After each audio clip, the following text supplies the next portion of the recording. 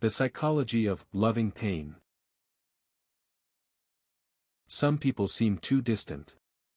Some people seem too out of reach. Even if you try to contact them or try to talk to them, they will shy away. It seems too difficult to reach them, or even understand them, for that matter. They always keep themselves occupied with some thoughts that seem to overwhelm them and look so meaningless to others. They always seem to attract all the wrong things, events, or situations towards themselves as if they want them that way.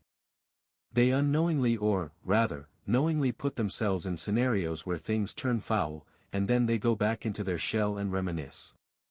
They seem too different from us, but in fact, they fell in love with wrong notions. They fell for the addiction, a seductive charm of the pain that makes one feel too much, and too soon. Pain is like an addiction, it has a stronger hold over us than happiness ever will. Have you ever observed how a failure makes us question everything and drags us down to rock bottom compared to the success that lifts us too little to even last a week? We think so much about success and yet fall at the feet of failure before any challenge, before facing any obstacle. However hard we may prepare and think about success over the months to come, yet before the challenge, failure shows up from the shadows and gives a frenetic fright. But what if you fall in love with the failure? Have you ever thought about that? How would that feel like? Will it let you succeed then? Will you try to succeed then? There is a shaky and rather uncomfortable truth or notion, less explored, I feel, which gives many a chill down the spine, that is, the curiosity in discovering the fear. We are all afraid of something, that is true, and unknowingly we want to be afraid of it and yet explore it. I know it doesn't make any sense, like most of the psychological things. But explore it with me for a minute. We are afraid of, say, heights. We will boast about conquering it much more than we should among our peers. They might think we are not afraid of heights, but deep down, only we know the truth.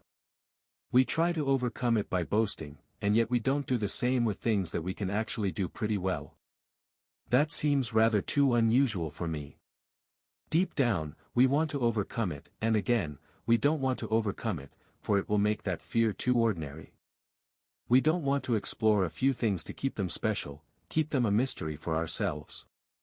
There is, rather, a hidden truth behind that notion, and that is, what if we explore it and don't find it that special, or what if we love it, or what if we get addicted to it? Think about it for a second. There are certain things you don't want to explore, and yet you love to think about them. For it gives you an escape. Like loving someone from a distance and never wanting to go and talk and explore it.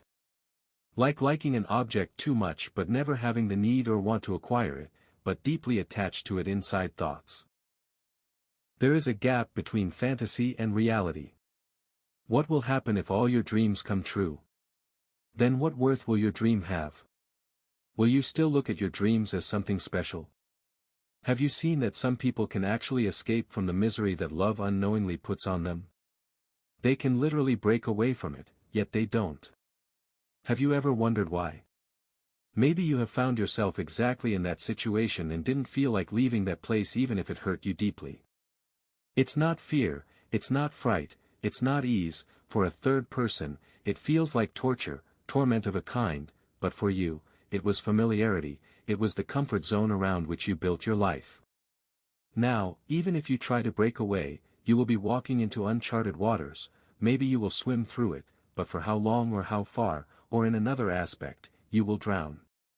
So you choose to be on this miserable island until someone comes to your rescue. And deep down, you know no one will. And so, you continue to be in that place physically, while drifting away mentally to some sane place, and start broadening the gap. There, you find happiness, there you are free from suffocation, and there, you are free from shackles. But somehow, you are shackled to those thoughts, those never-ending trains of thought. You keep yourself occupied, unable to let go and unable to face reality. This realm has everything, but it also needs something. It needs a trigger, and that your painful reality provides. Without that trigger, you have no reason to drift away, and you may actually love your reality. But those thoughts have made you an addict, they raise your heartbeat, they give you an unknown pleasure like a drug slowly releasing and consuming you. So, you keep your reality as pathetic as it can be, to drift away to this place mentally. There, you build from scratch. A thought furnished into a home, a thought chiseled into a garden, a thought where the person who made you miserable acts as you please. Everything you ever wanted, you build in these thoughts that reality can never provide you. That keeps a part of you attached to that place in mental space. That part starts engulfing all of you slowly, and the pain makes it all possible. Pain makes you feel that place much more deeply and allows you to get engulfed in it more smoothly. So, you don't get repulsed by pain anymore, you fall in love with it, for it gives you that easy escape to that place.